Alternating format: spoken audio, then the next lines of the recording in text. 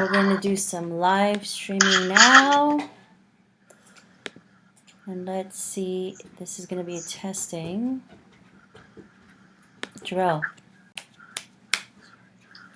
Okay. So we are on a test.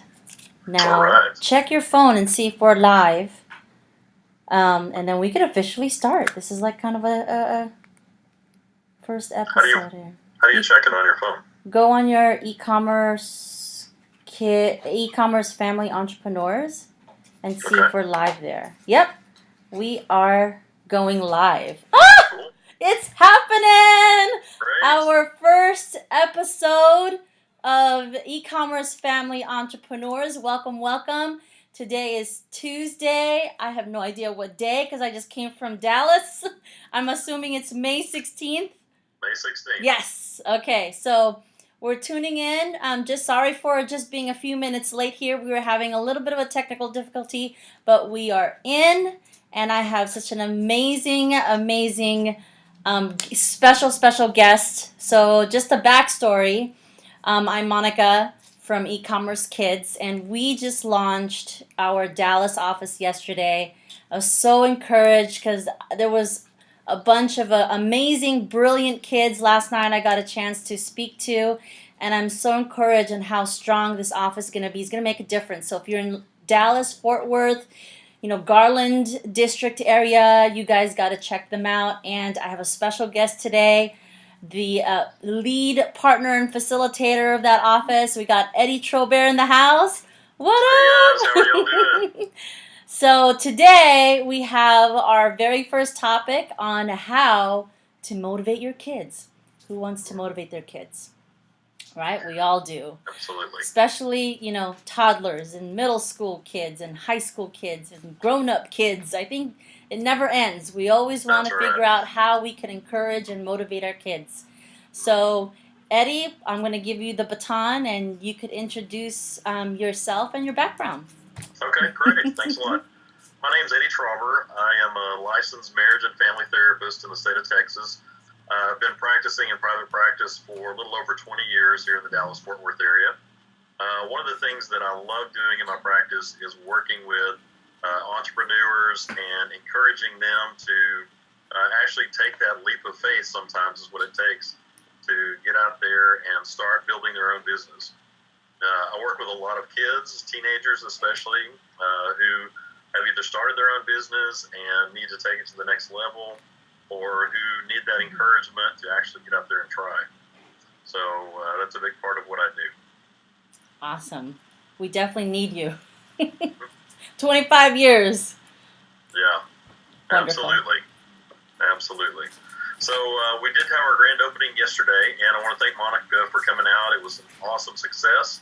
Had a lot of great families there. Got some people that decided to be a part of eCommerce Kids to start this journey with us, and we're excited about that. So thank you again, Monica, for coming out, and a big shout out to everybody that was here last night. And thank you guys, for getting in the trenches with me. Let's make this happen. Let's build an army down there of debt-free kids that give back. Real-life superheroes is our theme. Absolutely. So on to our topic. What's our topic for the day? How to motivate your kids. So I'm sure, Monica, this is one that you have down perfectly, and you never need to motivate your son Jarrell at all whatsoever. I'm sure that's exactly how it is in our house. Not really. We have it's an ongoing... Kids, 2 daughters. It is an ongoing struggle. We have 2 daughters that are college-aged and who are back in the house for the summer. We have a daughter who's about to be a junior in high school, and then we have a 9-year-old that we adopted about a year and a half ago, son. And he is very well adjusted and a big part of our family now. So motivating them at times is quite a challenge. So how do we go about motivating kids? Well, first thing that I think that we have to do as parents is we've got to study our kids. We've got to learn each individual child. Like I said, we have 4 kids, and they're all different. I mean, what motivates each one of them is very different. Our oldest one is a typical firstborn who all I have to do is give her a little direction, and she's all over it. she's all about pleasing people, and she wants to make sure that we're happy with her work and her progress, and it takes very little to motivate her. The second one is a typical middle child who you could drop a bomb on her head sometimes, and it wouldn't motivate her to move. And so trying to figure out, okay, so what works with this child differently? And then, the younger two they're different as well. So having to study them and figure out what is it that motivates this child and how do I interact with them? And a big part of that is, interacting with them and building real relationship equity. And that means being involved in their lives, getting to know them, spending quality time with them, and not just constantly demanding things from them. So, does that make sense? Yes, and I'm sure we'll go into details, some exercises here. Absolutely.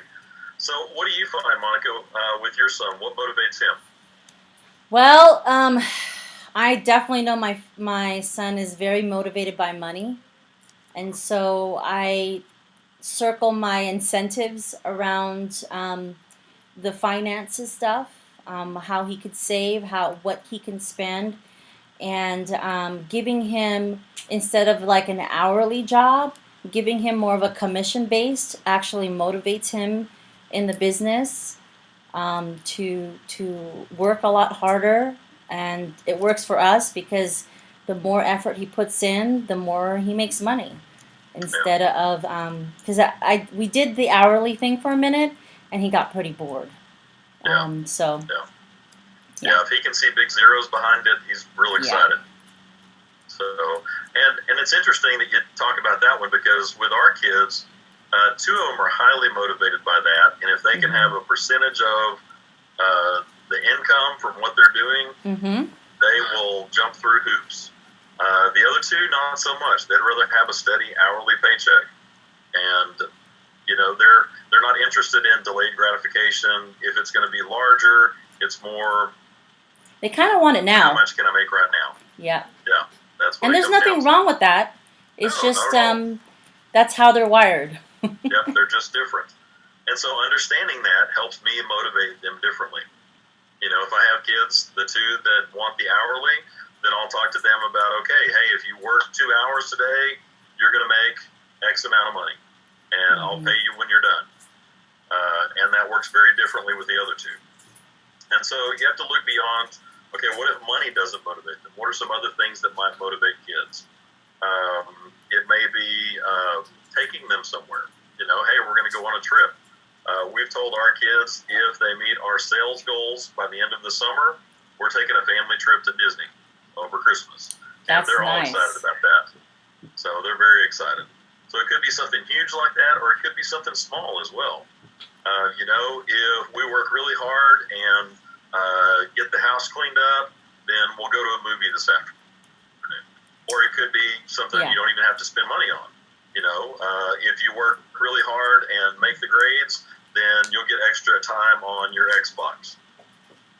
So what really helped for Jarrell too is when we go out shopping for our business, whoever spent the most money and got the most products, that person decides on what to eat dinner or lunch as a family. So little things like that, like more of a family outing. It's fun. Yeah, and it sounds like you kind of make a game out of it too. Especially because I know that he's motivated by competition as well. Yeah. So it pushes him. Absolutely. So spend that time, getting to know your kids, figuring out what motivates them differently, and then specifically use that with each one of those kids to motivate them. So, and that works whether they're 2 years old or 20 years old. Or 30 years old. Never ends. So, another thing as far as motivation goes, I want to talk about affirmation. A lot of parents do really well at nagging and, threatening their kids, get this done or else. Or, constantly coming back and saying, do it, clean your room. Or there's the classic, I'm going to count to 3. You better get it done. 1, And what always happens? Junior waits till The about 2.5 last minute. and then he gets up and runs. So why do kids do that? Any ideas? Because they can. That's right. That's right. They know I don't have to move until mom gets to 3 or almost to 3. I can get away with it. And so what we've got to teach kids is we don't play by those rules anymore. If you want to motivate your kids, you've got to teach them first-time obedience. And that means the first time I ask you to do something, that's when I expect you to do it. And that sounds like, well, that's great if you're working with elementary age kids. No, this is very applicable to high school students. Because how many of them have gotten to the point where mom and dad threaten, clean your room, clean your room, clean your room. I'm going to come clean it for you. I'm going to get a trash bag and go in there and take everything out. And they know how far they can push it, and they'll push it just to that point. And we're not doing a quality job of raising our kids at that point, because that's not how the world functions. That's true. If they're building a business, if they're an entrepreneur and they're building a business, that's not how the world functions. If they get employees, I hope they don't treat their employees that way. If they actually go get a job in the world somewhere, mom and dad decide you need to go work at McDonald's for a while to learn something about the real world. And if they try to do that with their employer, what's going to happen? They're going to be fired. The employer's not going to say, I told you, go wipe that counter off. I'm going to count to 3. No, doesn't work that way.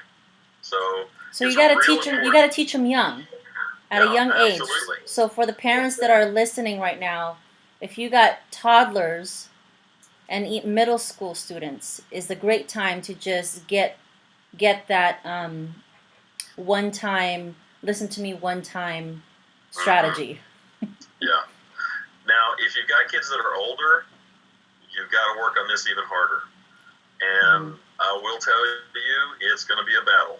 If you've got high schoolers and you're just now starting to work on this, they're not going to like it. Because I use the example, if you're playing a game of Monopoly, and all of a sudden in the middle of the game, you decide, hey, we're going to use a different set of rules. We're going to play by the rules of Yahtzee. But we're going to use the same board game. It doesn't make a lot of sense. People don't like it when you change the rules in the middle of the game. And so your kids are going to fight against that. They're going to rebel. And yet you've got to be consistent. And you've got to explain to them, this is why I'm doing this. It's because I'm trying to teach you how the real world works. And so when somebody asks you to do something, you're expected to do it immediately the first time that you're asked. And the key is really knowing your child. Yes. Because if, like for instance, if your child is emotional, they're naturally emotional, you're not going to go up in their face and be angry with them. Right? There's certain words you have to convey so that it doesn't hurt their feelings. You have to spend time talking to them, stuff like that. That's right. And that's where the relational equity that I talked about comes into play. It's being in their life on a regular basis and not just being the parent, but really spending quality time with your kids, getting to know them, bonding with them, understanding what makes them tick. And so you have at that point when you need to go in and be the disciplinarian, when you need to go in and motivate them to do something, they have that level of respect for you because they know you care about them and you love them. You're not just a demanding parent. So yeah, that's really important to study them, know what makes them tick, and have that quality relationship. And what's really hard though, Eddie, is that the transition, because when kids are toddler, you're used to being the parent, just telling them what to do, right? Because that's just the way it is. They don't know any better. But when they start getting into adulthood, like preteen or even down to the teens, it's the transition of the relationship can be really difficult for a parent because we're used to just telling them what to do this whole time, and all of a sudden they have this person has grown up to actually be a human being and have thoughts and feelings and opinions, and so it's just being conscious about that. And sometimes it's so easy for me to just tell Jarrell, hey, let's just do this. But I definitely see that it doesn't work all the time. No. It doesn't. And put yourself in their shoes. When you were, how old is he? He's 14 now. When you were 14, were you that ultra obedient child who jumped up and tried to please mom and dad? I'm a little bit of a rebellious kid. It's hard to believe with the blue hair and all. But yeah, that's true. And most of us have been like that, or at least we've had days like that where, you know what, I really don't want to do that right now. And I'm going to rebel against whatever I can. And so understanding that and saying, you know what, I don't need to get bent way out of shape over every little thing. I need to pick my battles. And, you know, is this that big a deal?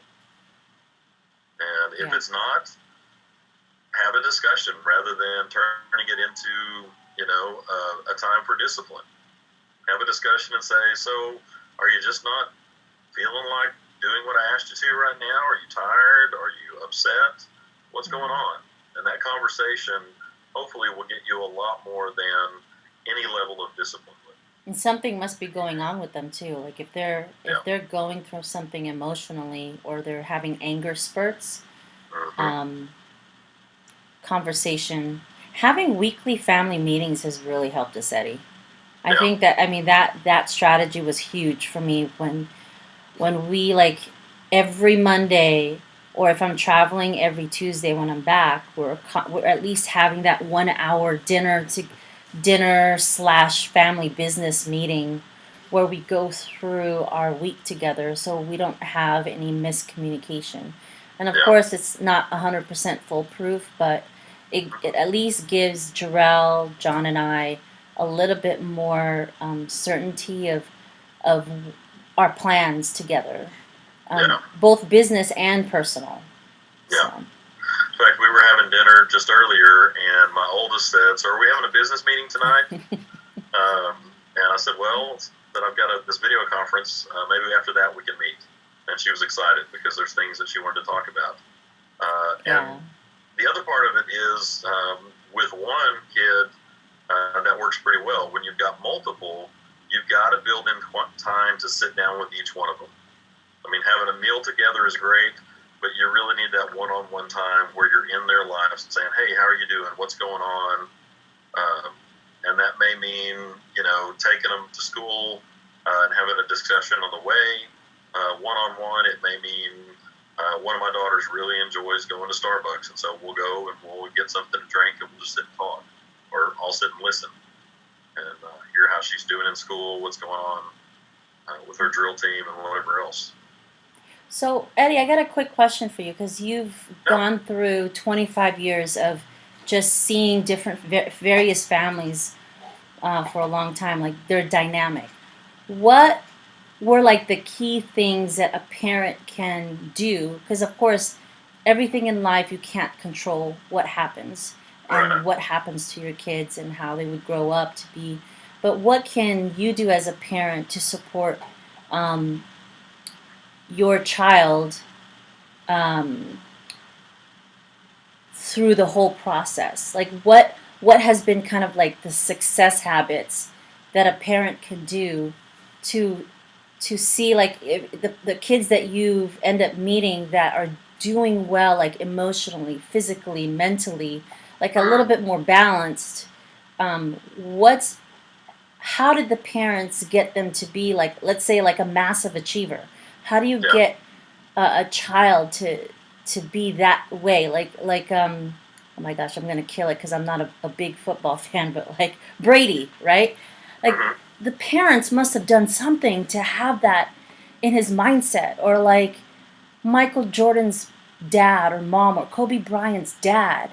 Like what did they do to instill this fire in their kids? Not just, you know, the daily regular motivation, but they really took it up a notch and instilled something in their heart and their mind of like a belief. I would say like more of a belief factor that is beyond what they can do. So how can we get our kids to be motivated in that level? Okay. One of the first great things you can do is lead by example.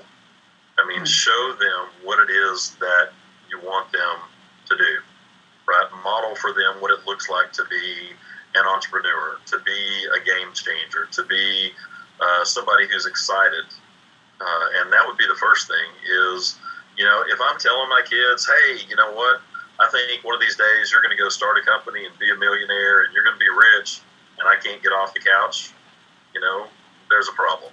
I'm not motivated enough to actually get up and read a book or do anything to change my own life. They're going to see that, and my actions are going to speak way louder than any words I have.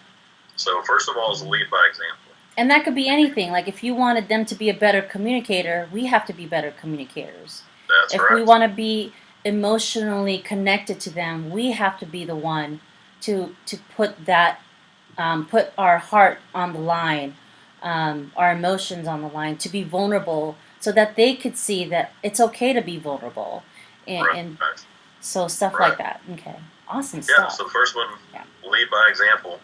The next one, when you're teaching them things, help them see that, every mistake that they make, every failure that they have, absolutely is one of the best opportunities for education and learning in their life. Failure is fertilizer. Yeah. Everything they learn in school, everything they learn elsewhere is not going to compare to, some huge business failure they might have. They're going to learn tremendously more from every mistake that they make, and help them to see that and to have a resiliency that goes along with that. Because most people, when we fail, we just want to go crawl under a rock. I'll never forget one of the first businesses I started in college, went less than a year and failed, and it was one that everybody knew about. We told all our friends about, and I just wanted to go hide somewhere and never talk to anyone ever again. Went through some depression. It was tough, and yet it took me a while, but eventually I was able to crawl out of that and say, you know what, that's not going to define who I am. I'm going to get up and I'm going to keep going. And but so you had to have learned that at some point, though, right? I had parents that were entrepreneurs, and I did see them go through several changes, business changes over the years, and realize that, wow, we had this huge successful business and it shut down for whatever reason. And they got up and kept going. It might take them a year to get back on their feet, but they did. And they were successful again. And so modeling that for our kids, that, failure is not the end. It's not the end. No. In fact, if anything, it's a great opportunity. And so that's one of the biggest things I would say in teaching your kids how to be successful and to be motivated. And, the next one I would say is really important is just teaching them the basics of how to build relationships with people. Yeah. And that's everything from look people in the eye when you speak with them, have a firm handshake, be the first one to initiate conversation, to greet someone. Smiling. Just those basics. Yeah, smiling. Just because 98% communication is body language. So if you're slouching and you're just not even looking in their face, it makes a huge difference when you could just sit up and just smile and give them a hug. It shows a lot of confidence. That's right. That's right. And again, we have to model that for our kids. But teaching them that will help them succeed at whatever it is they try in life. Whether they're entrepreneurs, whether they go into the workforce and get a job somewhere, whether they're a stay-at-home mom, doesn't matter. Having good people skills is going to help them in their whole life. And so that's one of the basics of what I would say, that if you want to help your kids learn how to be self-starters, to be motivated, teach them how to interact with other people. Very good stuff.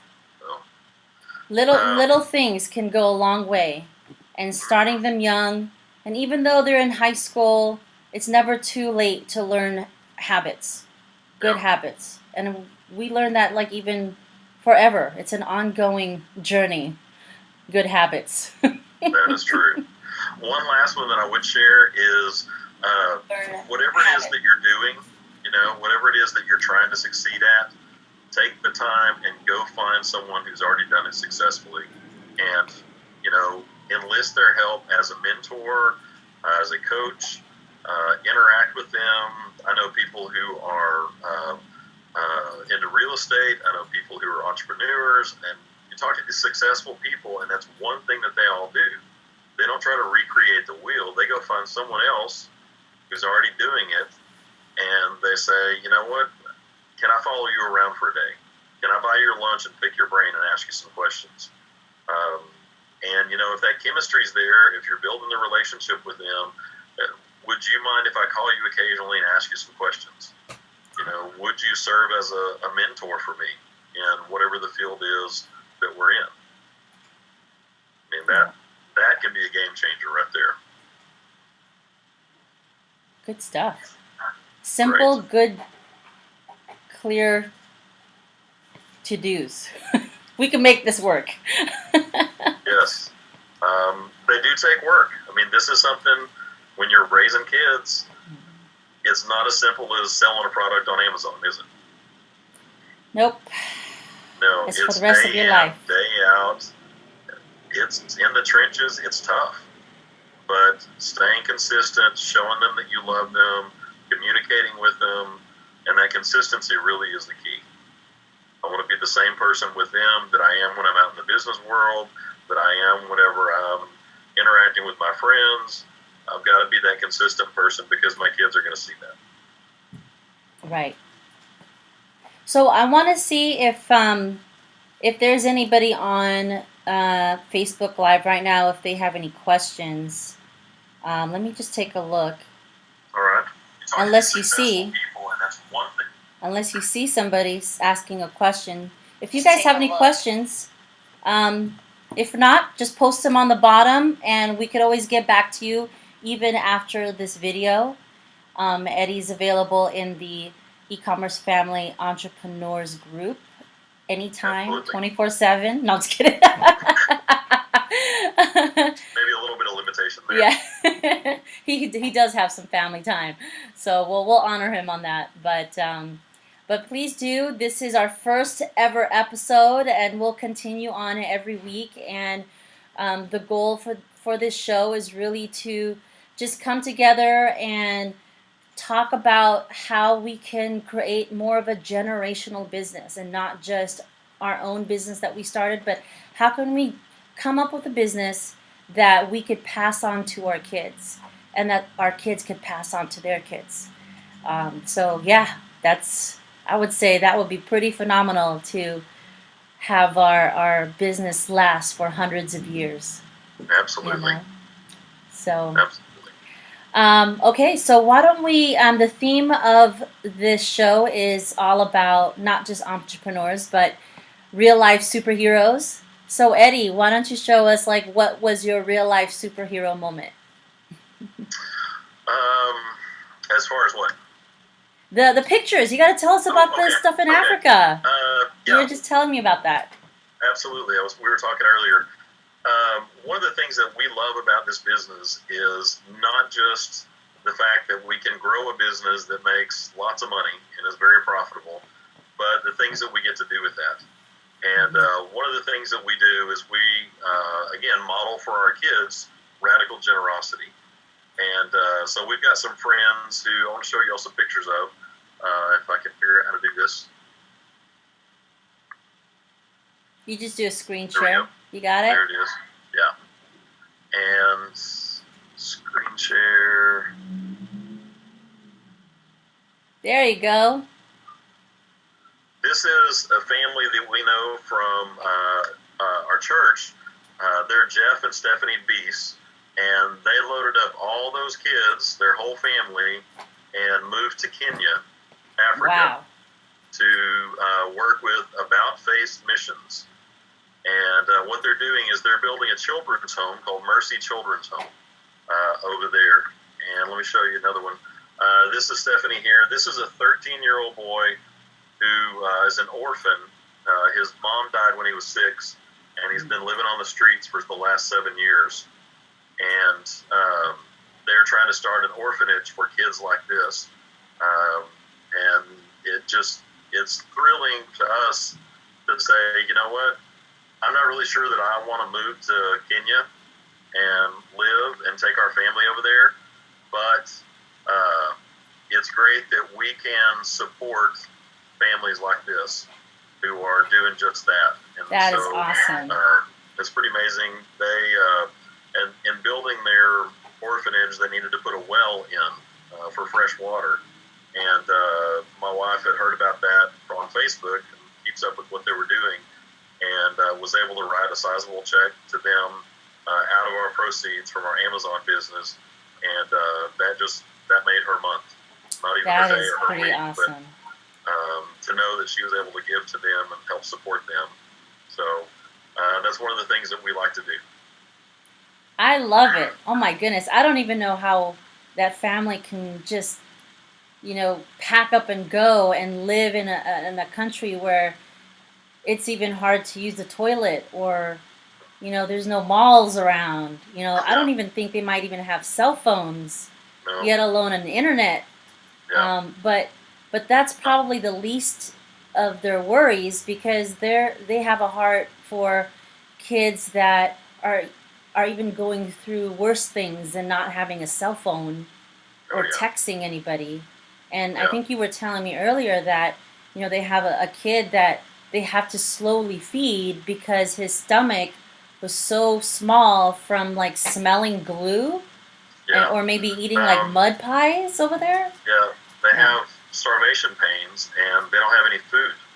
And so one of the things that some of these kids will do is they will sniff glue in order to compensate for the hunger pains. And some of them will actually eat mud pies because it at least puts something in their stomach. They don't get any nutrients from it, but at least they're not having those starving hunger pains anymore. And so Jeez. those are the kind of kids that they're working with. And not to mention even the mental part of it, and the emotional, and the Yeah.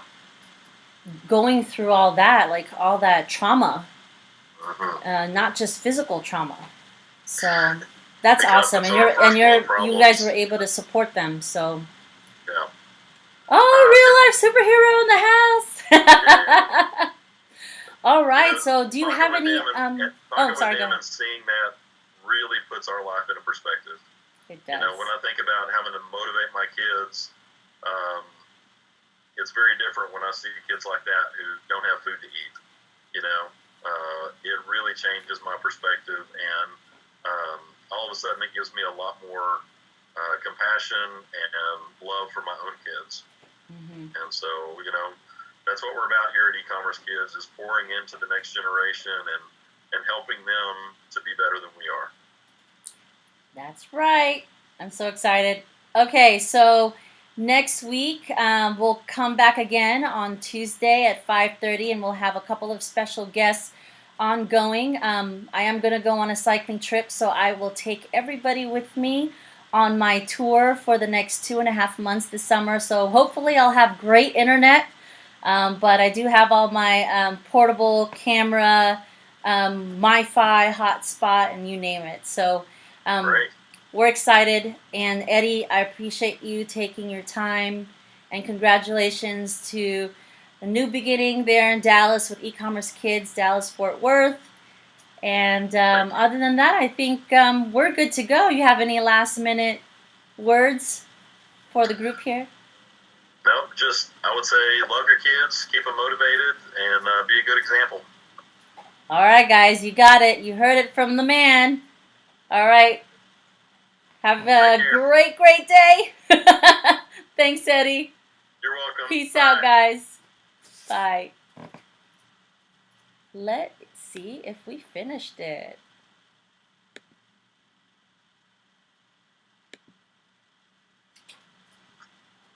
Is it still on? Is it? Yeah, I think it's still on. Let me turn it Okay. off. All right. Bye. All right. We'll see you.